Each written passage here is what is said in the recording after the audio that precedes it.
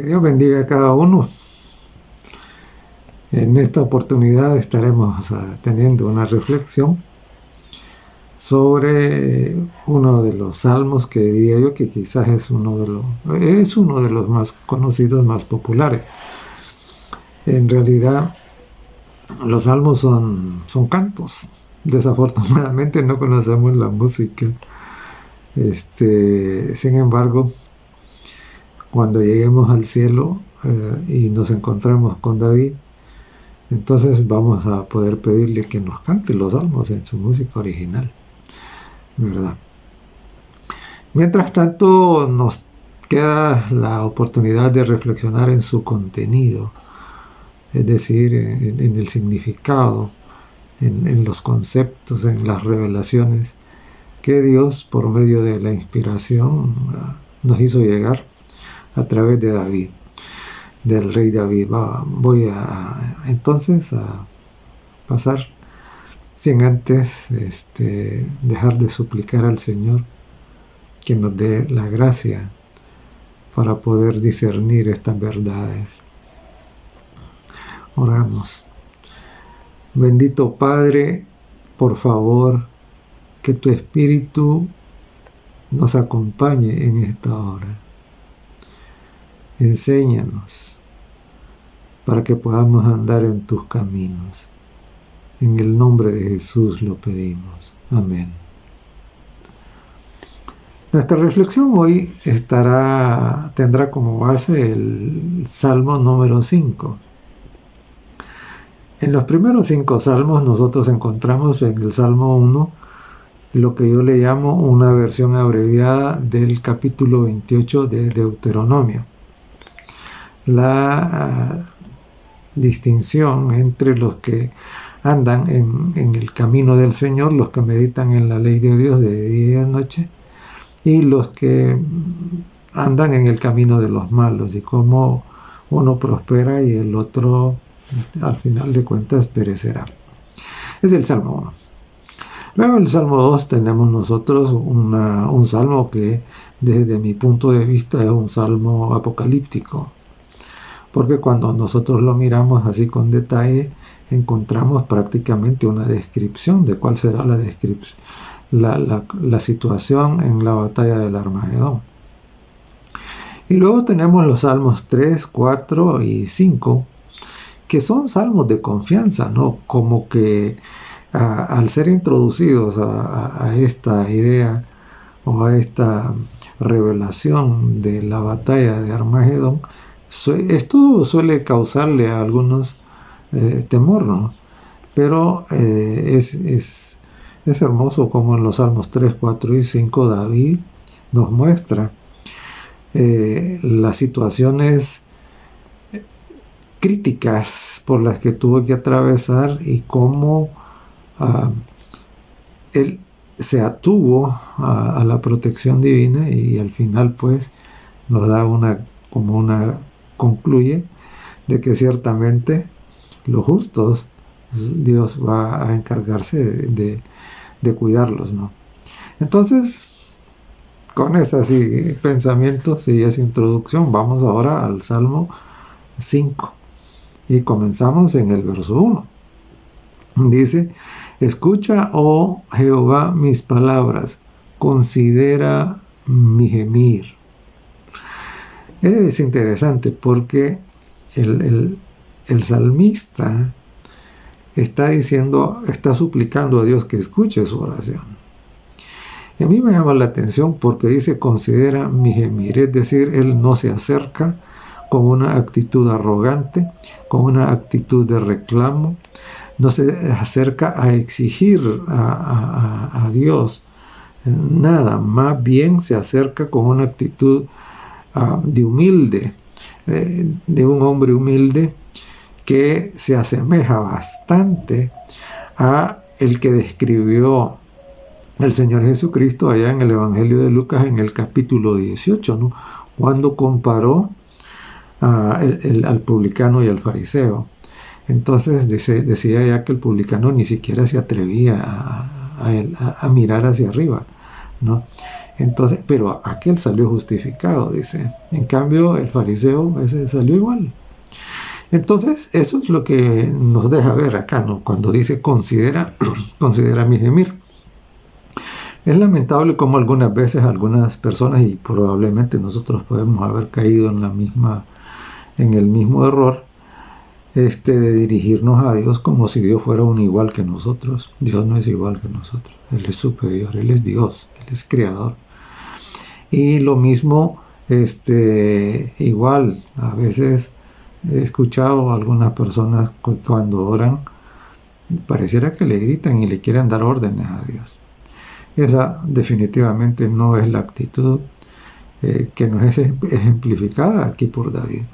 Él dice, escucha mi gemir.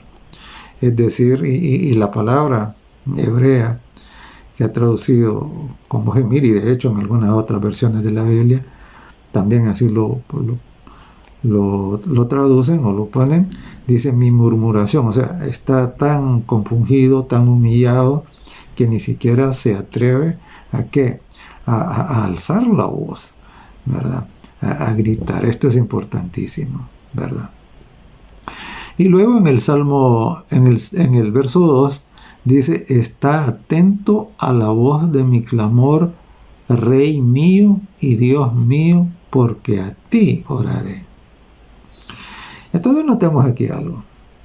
Llama a Dios Rey mío y Dios mío. ¿Y qué implica el hecho de que le llame Rey a Dios? Implica que Él reconoce su condición de súbdito y que por lo tanto, al reconocer su condición de súbdito, está en la disposición de ¿qué? De recibir las órdenes que el Señor dé, ¿no? De someterse. Eso es lo que implica llamar a Dios Rey. Y es importante que nosotros entendamos esto y tengamos también la misma actitud de reconocer a Dios como nuestro Rey. Porque desafortunadamente pareciera que a veces estamos muy, muy interesados en recibir a Jesucristo como nuestro Salvador, pero no como nuestro Señor. Y entonces en Mateo 6:33 Jesús nos dijo, busquen primeramente el reino de Dios, es decir, que Dios sea su Rey. Y esto es lo que está haciendo David. Cuando dice, Rey mío, está atento, dice, a la voz de mi clamor, Rey mío y Dios mío. Está reconociendo. Y eso es lo que nosotros, esa es la actitud que debemos tener nosotros, ¿no? Una actitud humilde, una actitud que reconoce el señorío de Dios como Rey y nuestra sumisión a Él como ¿qué? Como sus siervos, como sus súbditos. Y luego en el verso 3 leemos, oh Jehová, de mañana oirás mi voz, de mañana me presentaré delante de ti y esperaré.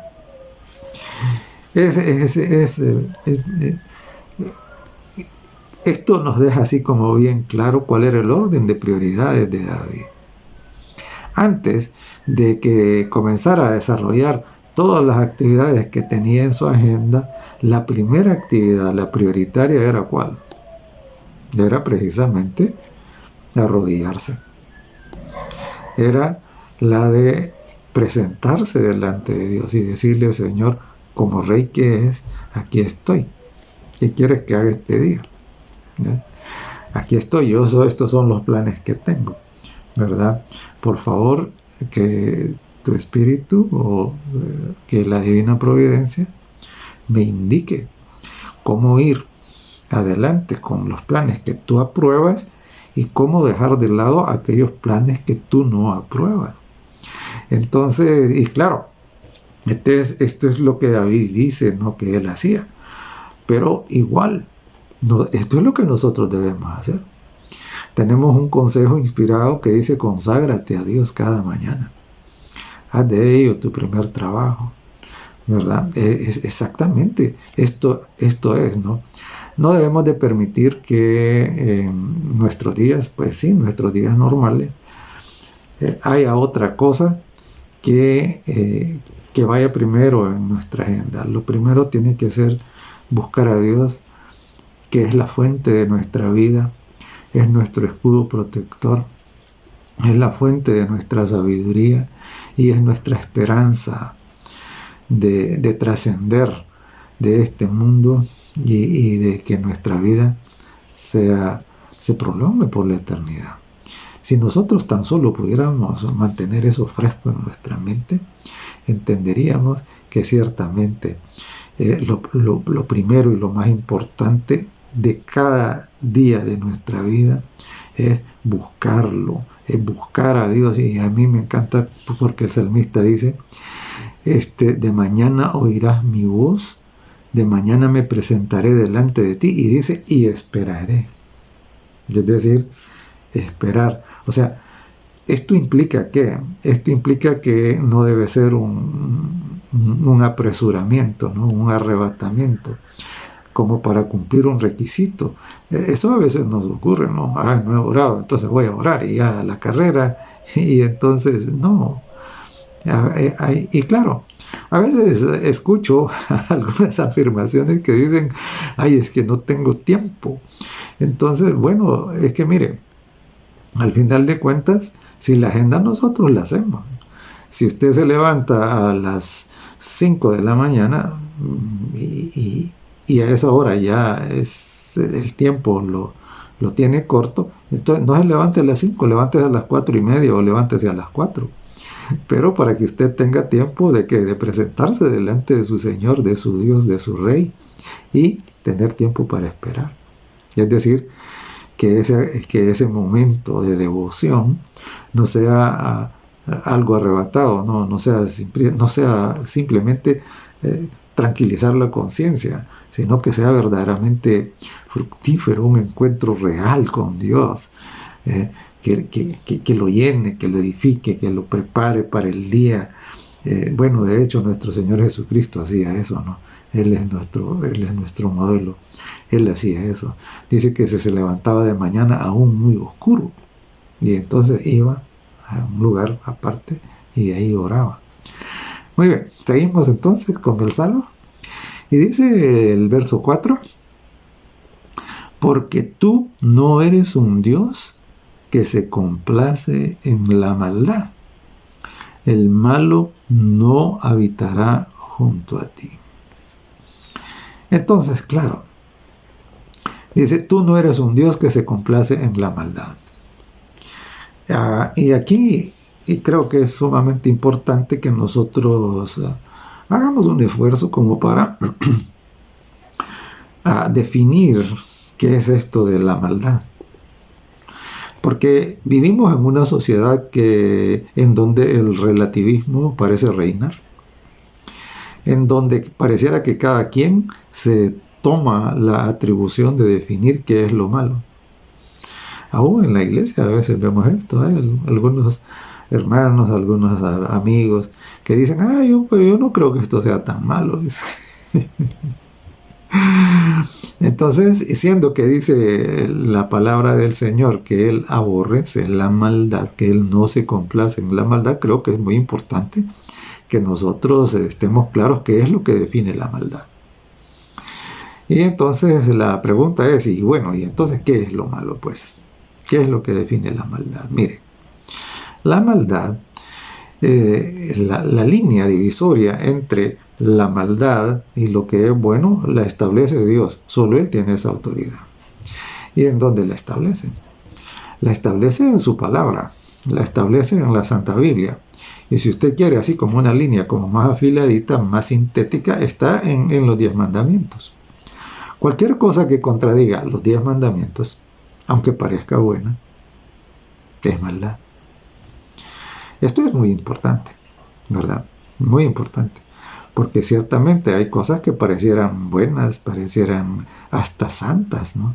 Y entonces, y sin embargo, si contradicen los 10 mandamientos o contradicen alguna de las ampliaciones que Dios hace en el resto de la Sagrada Escritura, la Santa Biblia, eso es maldad.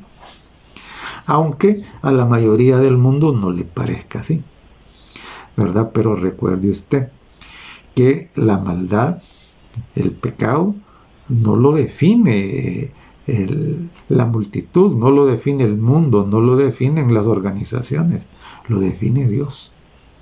Y Dios ha dicho que pecado, en la primera de Juan, el capítulo 13 y el verso 4, dice que pecado es transgresión de la ley, es decir, esa es la maldad, la transgresión de la ley. Así es de que Dios dice, David, no se complace en la maldad, no se complace. Y obviamente se supone de que cada uno de nosotros, los que pretendemos ser cristianos, vamos a estar con el propósito de complacer a Dios, ¿no? Y no tomar el riesgo de desagradarlo. ¿Y por qué es que queremos complacerlo y no desagradarlo? ¿Sabe por qué? Porque lo amamos sobre todas las cosas. Y cuando nosotros amamos a una persona, nosotros queremos agradarle, ¿verdad? Queremos complacerle en todo lo que está en nuestras posibilidades. Y entonces, siendo que Dios no se complace en la maldad, entonces nosotros debemos de ¿qué? Nosotros debemos de mantener la maldad alejada de nuestro camino, ¿verdad? ¿Por qué? Porque amamos a Dios sobre todas las cosas, ¿verdad? Porque queremos agradarle. Pero también dice, el malo no habitará junto a ti. Y claro, Dios lo ha demostrado. Fíjense que en Apocalipsis, el capítulo 12 y el verso 9, allá dice, ¿no? Dice que el dragón, la serpiente antigua que se llama Diablo y Satanás, fue arrojado y fue echado fuera del cielo. Y sus ángeles fueron arrojados con él. ¿Por qué? Porque el malo, el que se rebela, el que se atreve a ir en contra de la voluntad de Dios de manera persistente, al final de cuentas dice acá, el malo no habitará junto a ti. Entonces está demostrado con el caso de Lucifer, que pasó a convertirse en el adversario, en Satanás, y que prácticamente no fue expulsado del cielo, porque él no puede habitar a ella, porque el malo está escrito, no habitará junto a ti. Y entonces por eso es que es importante que nosotros examinemos nuestra vida, ¿no? A la luz de ¿qué? A la luz de ese espejo que Dios nos ha dado, que son los 10 mandamientos, que es la Sagrada Escritura en general, ¿no? Y entonces que nosotros veamos el coeficiente de maldad que todavía tenemos, ¿no? Y entonces, y que le pidamos al Señor la gracia para para ser perdonados, para recibir el arrepentimiento verdadero y que nuestra vida sea transformada por un milagro que Él es el que puede hacer. Entonces, de lo contrario, nosotros no podemos albergar la esperanza de habitar junto a Dios ahí en el cielo y tener ese privilegio, ¿no? de luego habitar en la tierra nueva, precisamente en la compañía de nuestro Señor Jesucristo, que estará también viniendo o estando en nuestro planeta como representante de nuestra raza, ¿verdad? Es tan hermoso lo que Jesús hizo y a veces tan incomprensible que se convirtió en uno de nosotros, en un ser humano. Es increíble, ¿no? Nosotros debemos vivir eternamente agradecidos y dándole gloria al Señor, porque solamente convertirse en un ser humano, el Dios infinito, ya eso era un sacrificio, ¿no? Limitarse a un cuerpo, ese es un gran sacrificio. Y entonces, pero Él además fue hasta la cruz, a la muerte, ¿verdad? En realidad es maravilloso nuestro Señor. Entonces, claro, dice, el malo no habitará junto a ti. Entonces, claro, si nosotros queremos trascender y tenemos la esperanza de que un día habitaremos allá. Y es bien interesante, hermanitos queridos y amigos, porque fíjese usted de que ¿quién habitará en la presencia del Señor? David escribió otro salmo en donde dice, ¿no? Y especifica. Y fíjese que esto es el Salmo 15, en donde dice, ¿quién será el que habitará en junto a Dios. Dice, ¿quién habitará en el monte del Señor? Usted puede ver los detalles en el Salmo 15, es muy hermoso, ¿no? Entonces, claro, así es de que si estamos en el camino de los malos, como dice allá el Salmo 1, ya es el momento de que dejemos ese camino y que nos pasemos a la senda de los justos, porque el malo no habitará junto al Señor, junto a Dios. Ahora pareciera que en esta ideología actual que permea en la mente de un gran montón de gente, pareciera de que, claro, todos piensan de que al final de cuentas Dios es amor y que Dios va a tolerar cualquier cosa y que todos están creyendo de que aún en su maldad van a poder ir al cielo y a trascender y tener vida eterna. Amigos, hermanitos queridos, eso es una mentira. Si usted ha llegado a creer eso, entonces lo siento, usted ha estado engañado, ¿verdad? Mire lo que dice aquí dice bien claro, el malo no habitará junto a ti.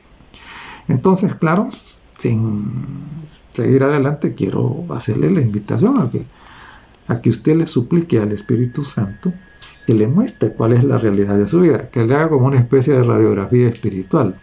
El Señor Jesucristo nos dijo allá en el Evangelio de Juan que cuando Él se fuera, Él iba a enviarnos al otro Consolador, el Paráclitos, y que cuando Él viniera lo que iba a hacer es convencernos de pecado, es decir, que nos iba a mostrar o nos iba a revelar aquellas cosas que a lo mejor nosotros estamos llevando o estamos haciendo o estamos pensando o diciendo que son maldades, pero nosotros no las vemos así. Entonces necesitamos que el Espíritu Santo nos lo muestre, ¿no? Entonces, ¿por qué? Porque el malo no habitará junto al Señor, aunque la inmensa mayoría pueda pensar que sí. Digo esto, ¿por qué? Porque hay un montón y hay movimientos políticos y religiosos, que eso es lo más triste, tratando de justificar conductas que son contrarias totalmente a la Sagrada Escritura, ¿no? a lo que Dios ha revelado. Entonces esto no es posible. Esto es lo que la Biblia dice, ¿no? Y Jesucristo dijo, tu palabra es la verdad. Muy bien, seguimos entonces. Dice el verso 5, los insensatos no estarán delante de tus ojos, aborreces a todos los que hacen iniquidad. Y claro, por lo general cuando nosotros escuchamos la palabra insensato, nosotros inmediatamente pensamos en que un insensato es una persona que carece de sabiduría, ¿no? Que es una persona tonta, es una persona que no hace lo que es correcto. Y entonces, como yo quería conocer un poquito cuál era el significado como más cercano en el idioma, entonces me fui a buscar. Y la palabra hebrea, que ha sido traducida como insensatez, como insensato aquí, es halal. Y me llamó la atención. ¿Por qué? Porque halal, que tiene varias opciones de ser traducido, algunas de esas son, por ejemplo, ser arrogante, ¿no? Ser arrogante y también ser una persona de estas que le gusta hacer espectáculo, ¿no? Entonces, o sea, que su arrogancia, digamos así, la proyectan, ¿no? Y son jactanciosos. Esto es. Y a mí me llama la atención, ¿por qué razón? Porque hay muchas figuras públicas que son así. Y claro, también me da tristeza tener que decirlo, hay muchos predicadores que son así, ¿verdad? Entonces son arrogantes, jactanciosos, que se atreven a veces hasta a proferir maldiciones en sus predicaciones, ¿verdad? Entonces, claro, dice, los insensatos no estarán delante de tus ojos. Y luego dice, aborreces a todos los que hacen iniquidad. ¿Qué es la iniquidad? La iniquidad precisamente aparece asociada con ¿qué? Aparece asociada con la idolatría, y en general la iniquidad es todo aquello que contradice a la voluntad de Dios. En 2 Tesalonicenses, el capítulo 12, habla precisamente del inicuo, ¿no? El anticristo, que precisamente va a venir y dice que va a falsificar y va a presentarse como alguien muy importante en la iglesia y va a tratar de ejercer su autoridad en la iglesia, ¿no? Y entonces, claro, lo llama inicuo. Entonces, la iniquidad, pues, es todo aquello que contradice la palabra de Dios, y en muchas partes de la Biblia la iniquidad aparece asociada con la idolatría. De hecho, la idolatría permea prácticamente toda la maldad, porque precisamente al abandonar la voluntad de Dios, estamos diciéndole a Dios: apártate de aquí, voy a poner a otra persona, o me voy a poner yo mismo ahí. Eso es iniquidad, ¿verdad? Entonces dice que Dios aborrece la iniquidad. Y entonces notemos aquí hay algo, ¿verdad? Notemos que dice que Dios no se complace en la maldad y que Dios aborrece la iniquidad. Y por lo tanto, y la insensatez que hemos dicho, ¿no? Entonces, ¿qué quiere decir? Quiere decir que nosotros tenemos que estar alertas. No vaya a ser de que alguna de estas cosas tenga lugar en nuestra vida, en nuestro carácter, en nuestra manera de pensar, ¿no? En nuestra mente. Entonces, porque esto sería grave, ¿verdad? Sin embargo, no tenemos esperanza de que, mire, no importa la maldad que pueda haber en nuestra vida en este momento, si nosotros acudimos a Cristo con arrepentimiento y deseo y propósito de enmienda, para recibir de Él la gracia que necesitamos para ser perdonados y para que todas esas cosas queden en el pasado y no vuelvan a tener lugar en nuestra mente y en nuestro corazón, ¿no? Es hermoso cuando nosotros escuchamos los testimonios de aquellos que en el pasado fueron unos criminales, pero ahora son unos santos, ¿no? Y de hecho en la Biblia tenemos nosotros el caso famosísimo, ¿no? Del apóstol Pablo, que él mismo pasó de perseguidor y de aprobar la muerte de Esteban, ¿verdad?, a ser perseguido y a ser un mártir, ¿no?, a ser un campeón de la predicación del evangelio. Es maravilloso. Entonces, claro, yo no sé cuál es su situación. Y yo no creo que a lo mejor sea así extrema, ¿no? Sin embargo, necesitamos todos ser perdonados y todos recibir la gracia. ¿Para qué? Para ser convertidos y para que Dios haga ese milagro. De lo contrario, nosotros no tenemos absolutamente ninguna esperanza válida de que el plan de Dios se cumpla con bienaventuranza para nosotros.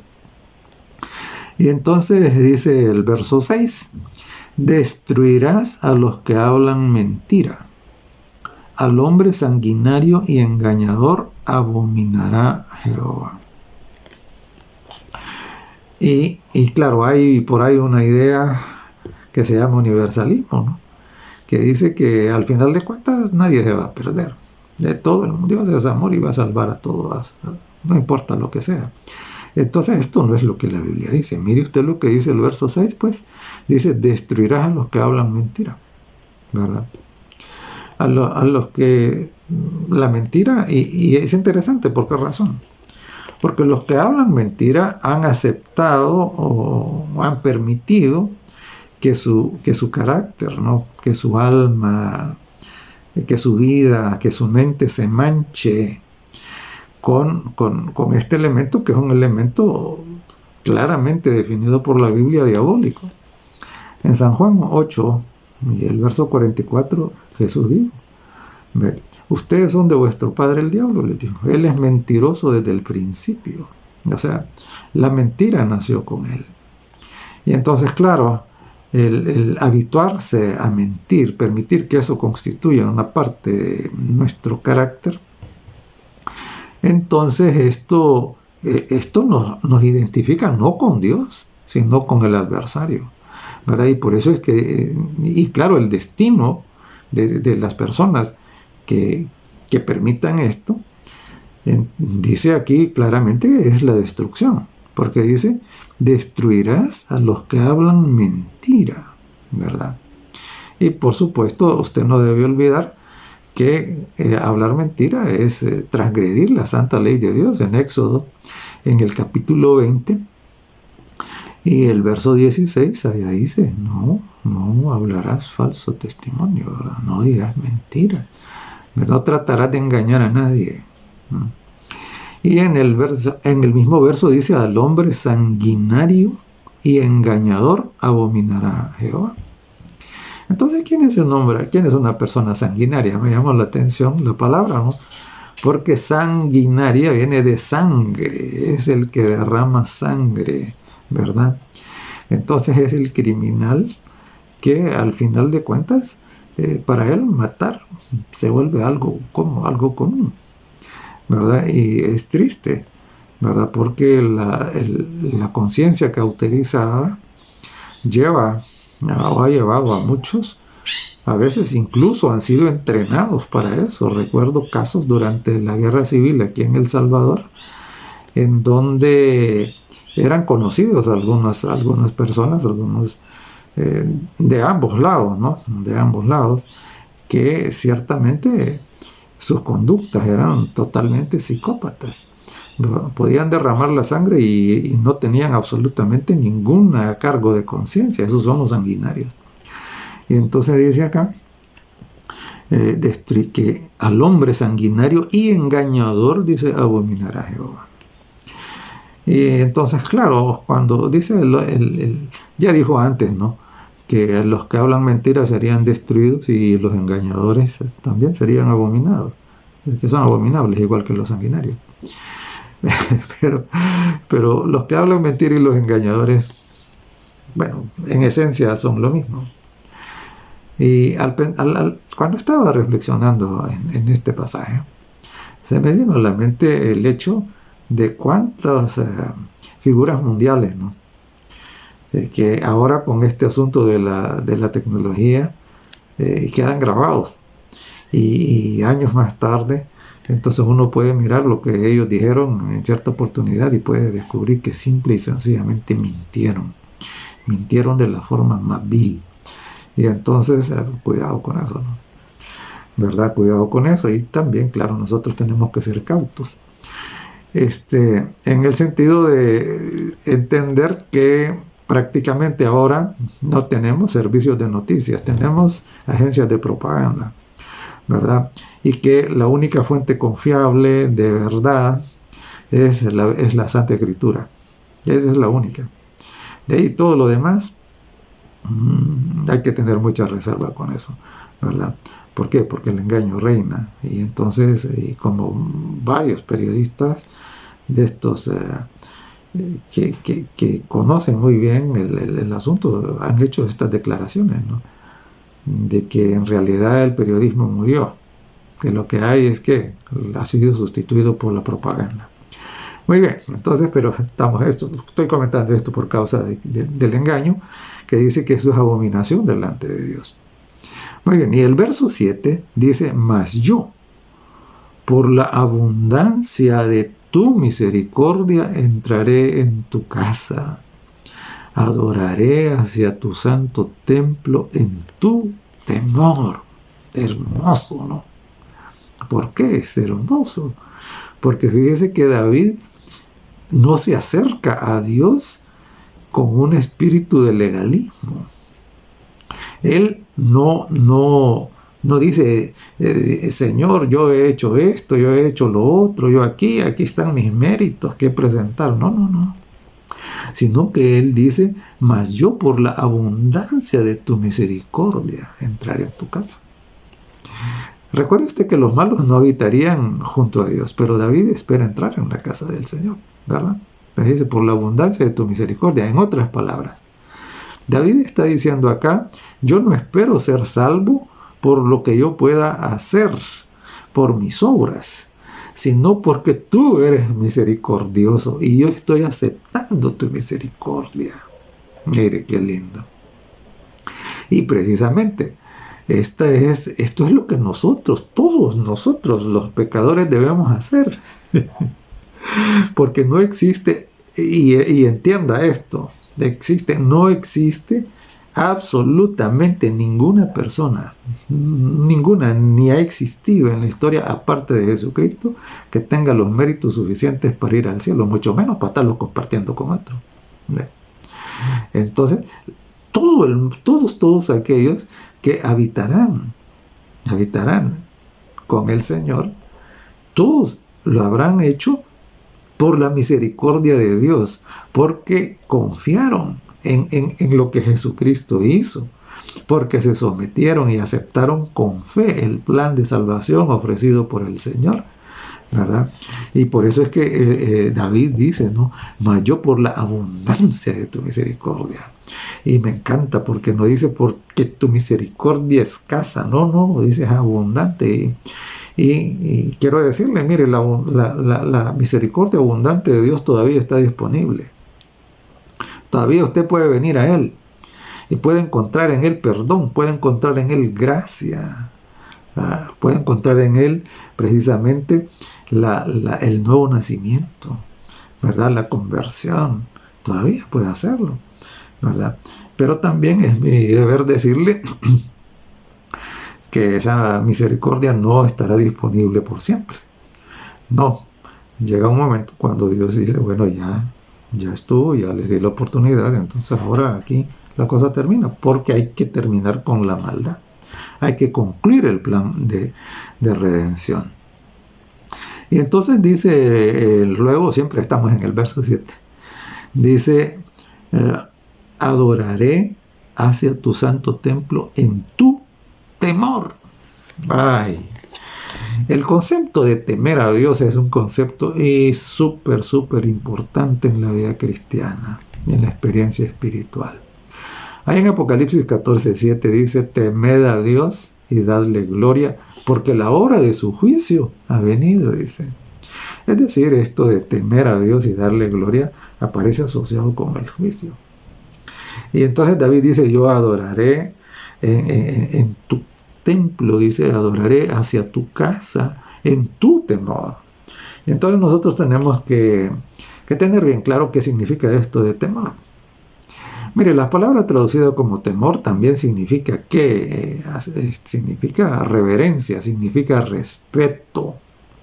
¿Y qué es lo que la implicancia que tiene? Mire, temer a Dios significa apartarse del mal. Significa amar a Dios sobre todas las cosas. Significa amar a Dios con toda la mente, con todo el corazón, con todas las fuerzas. Y es interesante porque cuando una persona tiene el temor de Dios, llega a un estado de santidad. Y usted lo puede mirar allá en el verso 1 del libro de Job. En Job, en el capítulo 1 y el verso 1, dice, había en tierra de Uz un varón, dice, temeroso de Dios, dice, perfecto y recto. Entonces, claro. Entonces, así es. Cuando Dios reina soberano, que tiene absolutamente el control de la vida de una persona, entonces, claro, andará en ¿qué? Andará en camino de santidad, porque Dios le da su gracia, porque Dios le da el poder para obedecer, para ser fiel. Y entonces, al final de cuentas, Dios dará testimonio de esta persona como la dio de Job. Porque allá en el libro de Job es Dios el que está diciendo, varón perfecto y recto, temeroso de Dios, dice, y apartado del mal. Entonces, recuérdelo.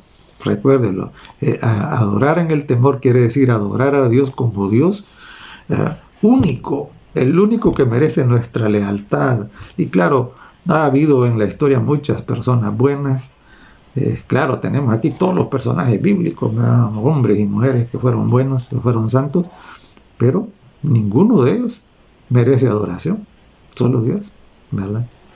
Él es, y solamente Él, a quien debemos adorar. Eso es tener el temor de Dios. ¿Verdad? Es que nadie ni nada ocupe el lugar que solo le corresponde a Dios. Y entonces, y cuando nosotros hacemos eso, entonces nosotros vamos a ser respetuosos, vamos a ser fieles y vamos a ser obedientes. De hecho, en Eclesiastés, al final, en el capítulo 12, en el verso 13, dice: y el fin de todo el discurso oído es este, dice: teme a Dios y guarda sus mandamientos, ¿verdad? Y ahí en Deuteronomio también el Señor dijo, ¿no? Dijo, ¿y qué pide Jehová de ti? Dice, sino que le temas, que le ames, que le sirvas y que guardes sus mandamientos y estatutos que les ha dado, ¿verdad? Entonces, claro, en esto consiste el temor de Dios, ¿verdad? Y claro, ahora en el verso 8 dice: guíame, Jehová, en tu justicia a causa de mis enemigos. Endereza delante de mí tu camino. Y mire qué bonito está, porque dice: guíame, Jehová, en tu justicia. La pregunta es: ¿y cómo nos guía el Señor? ¿No? ¿Nos guía mandándonos mensajes en las redes sociales? No. Ya Dios nos ha dado el manual para una vida santa. Se llama Sagrada Escritura, Santa Biblia, así se llama. Es así como Él nos guía. Y entonces David está diciendo: guíame, Señor, ayúdame a entenderla. Ayúdame a entenderla, ¿no? Porque ciertamente hay algunos que abren la Biblia y la abren con diferentes propósitos, algunos hasta de contradecirla, ¿no? Y ver qué cosa le hayan, ¿no? Para utilizarla en contra. Pero esa no es la actitud. David dice que nosotros debemos buscar la guía del Señor. Y es interesante, ¿por qué? Porque dice, guíame en tu justicia a causa de mis enemigos. Claro, ¿qué es lo que hacen normalmente los enemigos? El que tiene enemigos, ¿qué es lo que hace? Los enemigos, o mejor dicho, ¿qué hacen los enemigos? ¿No? Los enemigos están tratando de desacreditar a aquel que ven como su enemigo. Yo siempre digo que a veces condenamos a una persona no por lo que la persona hace, sino porque es nuestro enemigo, lo vemos como nuestro enemigo, ¿no? ¿Ve? Y claro, cuando un amigo hace lo mismo, entonces no lo condenamos, porque es nuestro amigo. Entonces, David está diciendo aquí: Señor, yo no quiero darle motivo a mis enemigos para que hablen. Yo no quiero dar testimonio, es lo que él está diciendo, ¿verdad? Y esa es la actitud que nosotros debemos tener. Señor, ayúdame para andar en tu justicia. Guíame, muéstrame qué es lo correcto, lo que yo debo hacer. Cuáles son las palabras que puedan ser de bendición para la gente, ¿no? Las actitudes. Eso, muéstrame. A eso guíame, Señor, ¿verdad? Por causa de mis enemigos, dice, ¿verdad? O sea, para no darles motivo a ellos, ¿verdad? Porque cuando nosotros hacemos alguna cosa que le da motivo, entonces nosotros deshonramos a Dios, no le damos gloria al Señor, ¿verdad? Entonces no debemos dar motivo, ¿verdad? Debemos de glorificar a Dios. Ahora, siempre nos van a calumniar. siempre van a hablar, ¿verdad? Pero no va a ser porque nosotros no va a ser con causa. Ese es el punto. Porque el Señor Jesucristo nos lo advirtió. Él dijo: seréis aborrecidos por causa de mi nombre. De todos, dijo. Pero está bien, soy bienaventurado, dice, cuando ustedes son aborrecidos sin causa. Entonces somos bienaventurados. Pero cuando nosotros damos motivo, entonces no. Entonces David aquí le está pidiendo a Dios: Señor, por favor, guíame, concédeme la gracia para yo no dar motivo, ¿verdad? Para que si me van a criticar sea calumnia, no sea criticar por algo real, ¿verdad? Por algo que verdaderamente yo soy culpable. Y entonces dice luego, endereza delante de mí tu camino. Y entonces, claro, el camino, esa es una palabra que me recuerda al Salmo 119, 105. ¿Por qué? Porque dice, lámpara es a mis pies tu palabra y lumbrera a mi camino.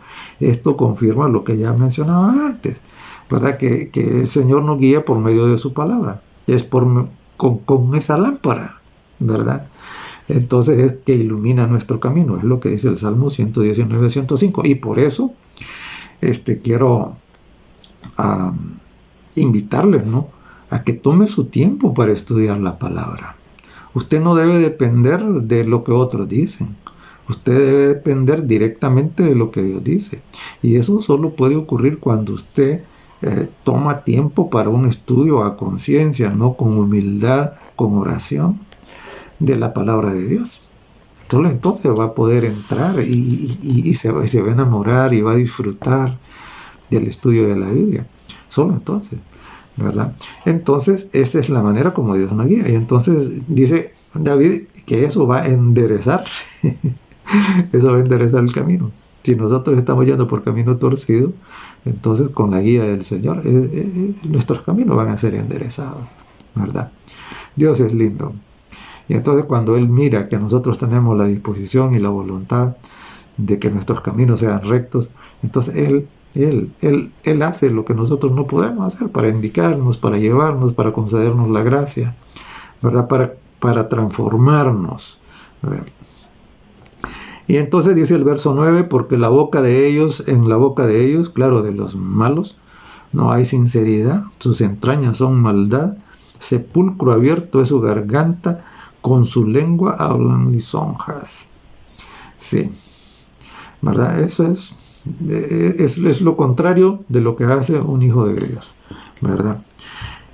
Verso 10 dice, castígalos, oh Dios, caigan por sus mismos consejos, por la multitud de sus transgresiones échalos fuera, porque se rebelaron contra ti. Entonces note lo siguiente, dice, por su multitud de transgresiones. Y la pregunta es, ¿transgresiones de qué? ¿Qué es? Allá, primera de Juan, dice que pecado es transgresión de la ley. Entonces, claro, alguien puede pensar que puede despreciar y tirar a un lado la ley de Dios y que todo está bien, que ya no vale, porque desgraciadamente muchos han sido contaminados con esa idea, ¿no?, de que la ley de Dios no vale. Sin embargo, vaya usted a mirar lo que dijo el Señor Jesucristo en Mateo 5:17 y lo que dice el apóstol Pablo en Romanos 3:31, ¿verdad? Diciendo que precisamente esa es la razón por la que fue escrita en tablas de piedra, para que entendiéramos que eso no se puede, eso no puede dejar de ser. De hecho, también usted puede mirar allá en Apocalipsis cómo el apóstol Juan, el profeta, mira el arca del pacto en el cielo. ¿Y qué era lo que había adentro del arca? Las tablas de la ley. Y el apóstol Santiago también dice que por esa ley seremos juzgados, ¿no? Entonces, bueno, no voy a extenderme más en esto, pero nada más lo menciono. ¿Por qué? Porque dice acá que David, que por la multitud de sus transgresiones, por supuesto transgresiones de la ley de Dios, transgresiones de la voluntad de Dios, dice, échalos fuera, porque se rebelaron contra ti. Entonces, claro, van a vivir o a experimentar lo que experimentó el primer gran rebelde, ¿no? Porque aquí dice, mire, cuando ellos hacen esto, entonces ellos se han rebelado, son parte de la rebelión, se han puesto del lado contrario a Dios, y entonces lo que toca es que los echen fuera, ¿verdad? Y claro, en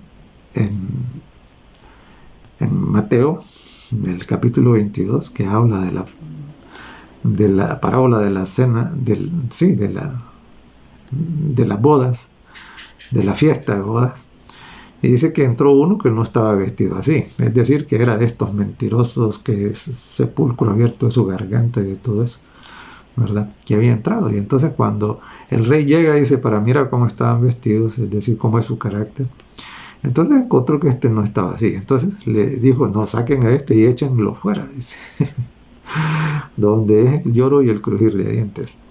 Entonces, La Biblia es transparente, la palabra de Dios es transparente, es honesta.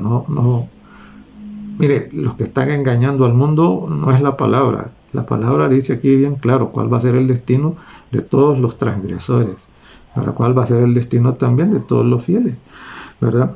Y dice el verso 11, y es una manera muy linda de que termine el Salmo, los versos 11 y 12.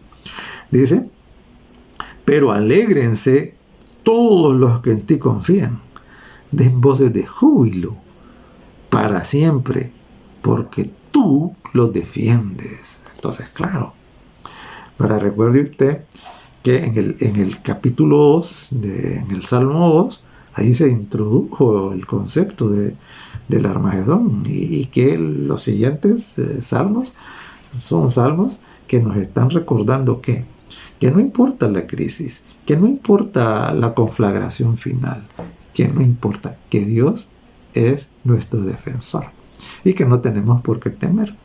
Y entonces, al contrario, dice en el verso 11, alégrense todos los que en ti confían. Ciertamente, ¿verdad? Ciertamente.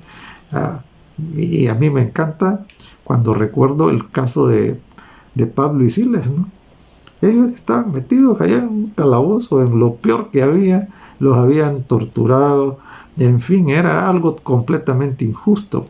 Por causa de la verdad era que estaban ahí. Sin embargo, ellos ¿qué hacían? Cantando estaban cuando Dios dice, bueno, esto lo voy a sacar de ahí, dijo. Y bueno, terremoto, ¿verdad? Y entonces, los liberó. Entonces, es decir, no importan las circunstancias, nosotros podemos alegrarnos en el Señor, ¿verdad? Podemos tener gozo, un gozo que viene no por lo externo, sino por lo interno, porque el Espíritu Santo nos concede esa gracia, ¿no? Entonces dice, alégrense todos los que en ti confían, den voces de júbilo para siempre. Y dice, porque tú lo defiendes. Claro, nuestra confianza no está en ningún gobierno, en ningún ejército, no está en ninguna organización, no está en nada de todo eso. Nuestra confianza está puesta en Dios, porque Él es el que nos defiende. De hecho, recuerde usted lo que está escrito en el Salmo 34:7, ¿no? Dice, el ángel de Jehová acampa en derredor de los que le temen, es decir, de los que han dado el primer lugar a Él, de los que le aman sobre todas las cosas. Y luego dice, y lo defiende. Y eso fue testificado por el mismo diablo, ¿no? Cuando Dios le dice, ¿has visto a mi siervo Job, varón perfecto y recto, temeroso de Dios y apartado del mal? Entonces el diablo le dice, pues sí, le dice, lo ha acercado, le dice, para que no le pase nada. El diablo da testimonio de que Dios defiende a los suyos, qué lindo. Entonces, claro, usted tiene que ser uno de esos, ¿no? Uno de esos que son defendidos por el Señor. Pero tiene que venir a Él, ¿verdad? Tiene que venir a Él. Y entonces dice el verso 12, porque tú, oh Jehová, bendecirás al justo, como con un escudo le rodearás de tu favor. Claro. Entonces, claro, miren, nosotros no podemos ser justos por nuestra propia cuenta. Es Dios quien nos hace justos, es la justicia de Cristo. Nosotros tenemos que venir a Jesucristo y decirle, Señor, aquí estoy, pecador, miserable, podrida llaga desde la planta de los pies hasta mi coronilla, como dice el profeta Isaías. Entonces, aquí estoy, pero yo ya no quiero seguir así. Yo quiero ser distinto, yo quiero ser un santo, yo te quiero servir, yo quiero ser bendición para mi prójimo. Por favor me entrego a ti. Haz el milagro de convertirme, hazme nacer de nuevo. Ya no quiero más. Quiero vivir ahora en santidad. Quiero vivir ahora para agradarte. Quiero vivir ahora para hacer una bendición. Y Jesús dijo, el que a mí viene, no le echo fuera. ¿Verdad? Todavía es tiempo de venir. Y entonces dice, tú bendecirás al justo. Y eso es lo que vez tras vez nosotros encontramos en la Biblia, ¿no? Mira, allá en Deuteronomio 28 Dios les dijo, si ustedes hacen lo que yo les digo, ponen por obra mis mandamientos, mis estatutos y mis leyes, serán benditos en su entrar, en su salir, serán benditos en la ciudad, en el campo, etc. Eso es precisamente la justicia, es eso, ¿no? La justicia es vivir de acuerdo a la voluntad de Dios, no para salvarnos, sino porque amamos a Dios sobre todas las cosas, sino porque Dios nos ha transformado, ¿verdad? Porque queremos darle gloria a Él por eso. Y entonces Dios dice, Dios nos va a bendecir, dice. Ese es el resultado. ¿Por qué? Porque existe también la ley de la siembra y la cosecha. Si el Señor nos dice ahí en Gálatas, ¿no? Dice, no os engañéis, Dios no puede ser burlado. Lo que el hombre sembrare, eso cosechará. Entonces usted siembra arrepentimiento, si usted siembra acercarse a Dios, si usted siembra darle el primer lugar de su mente y de su corazón a ese Creador tan lindo, tan maravilloso, tan bueno, entonces, ¿qué va a cosechar? Bienaventuranza, es lo que dice, vida eterna, perdón, ¿verdad? Y entonces dice, y termina diciendo, como un escudo lo rodeará de tu favor. Y es interesante porque esto es, cuando alguien viene con fe a Jesús, ¿se convierte en qué? Se convierte en un descendiente de Abraham. Eso es lo que está escrito, porque dice, todos los que son de fe, esos son descendientes de Abraham. Y es interesante, mire, es lindo, ¿por qué? Porque Dios le dijo a Abraham, allá en Génesis, en el capítulo 15, y en el verso 1, le dijo, he aquí, yo seré tu escudo, y tu galardón será sobremanera grande. Y claro, como parte del linaje espiritual de Abraham, todos los que son de fe, esta promesa de que Dios será nuestro escudo se hace efectiva, ¿verdad? Porque Dios no es hombre para que mienta. Entonces ahora la invitación es esa, ¿no? La invitación es a que usted vuelva de nuevo y revise el Salmo 5, es una belleza, ¿verdad? La palabra de Dios es linda, ¿verdad? Y entonces, y que esto le sirva a usted para una reflexión muy personal y que lo lleve a tomar decisiones cuyo resultado sea que Dios sea su escudo y que su galardón sea sobremanera grande. Y Dios estará feliz con eso, ¿no? Y usted también. Que Dios le bendiga. Bendito Padre que estás en el cielo, alabamos y bendecimos tu nombre. Vaya, es tan lindo, Señor. Oramos para que el Espíritu Santo obre los milagros necesarios en la vida de cada uno de nosotros, de tal manera que delante de tus ojos podamos ser contados como justos. En el nombre de Jesucristo te lo rogamos. Amén.